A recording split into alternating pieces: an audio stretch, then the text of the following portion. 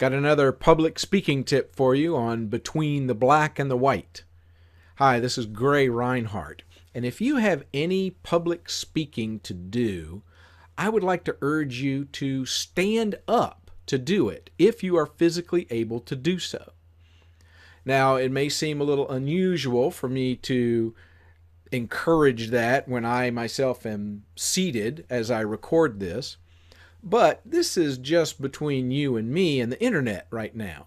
If I were giving an address to an audience, whether it was to a dozen people or 100 people or more, I would stand up to do it.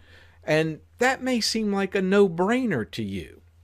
After all, when's the last time you saw a president, any president, give a State of the Union address or an inaugural address while sitting down? When's the last time you saw a TED Talk where the speaker sat instead of standing on the stage? When's the last time you went to a concert or a play and the singers or the actors did most of their performance while seated instead of while standing? It just doesn't happen that often.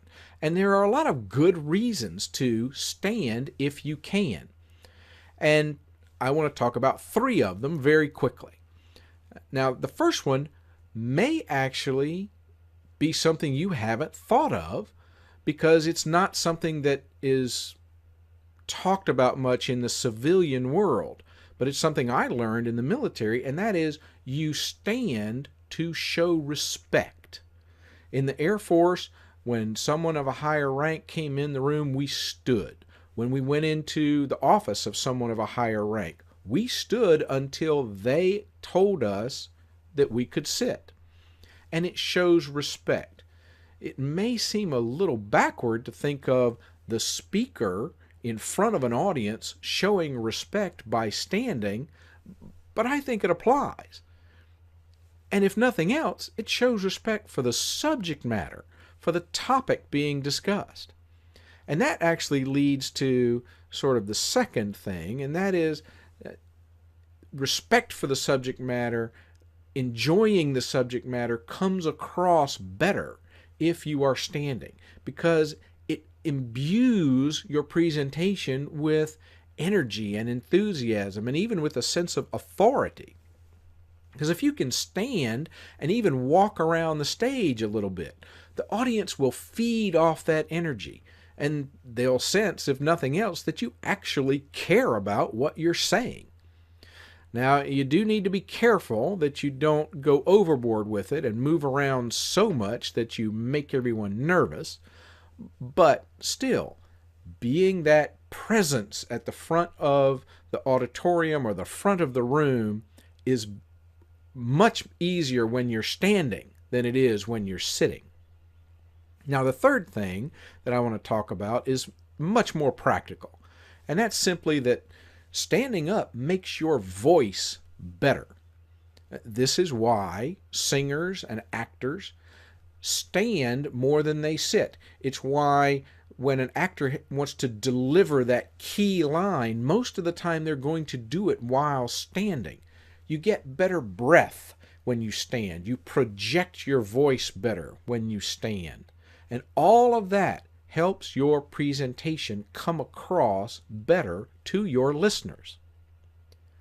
Now, why am I bothering about this? Why do I care so much?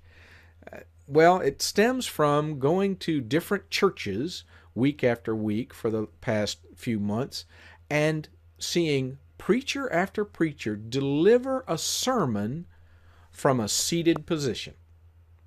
Usually they're sitting on a little stool, and maybe they have a little table in front of them, and sometimes they actually have their notes and they just read what they've already written, which that irritates me. I guess that they want it to feel homey, that they want it to feel like, oh, we've all just gone out for a cup of coffee and aren't we having a nice little conversation? Well, call me old-fashioned, call me old school, just call me old if you want to, but that just really comes across as lazy to me. I'm not engaged in that activity. I'm bored by it. It would be so much better if they accepted that they have some authority and they displayed that authority by standing. If they were enthusiastic about what they talked about and they displayed that enthusiasm by standing and maybe even moving back and forth across the stage once or twice. But hey, that's just my opinion, and it's my show, so I get to give you my opinion, but I am interested in hearing your opinion too. So if you disagree with me, hey, write me and let me know. If I've touched on something that you particularly appreciate, I would love to know that too. But most of all, I appreciate you spending these few minutes with me here right now, and I hope that you will come back for another episode of Between the Black and the White, because between the black and the white is where you find gray.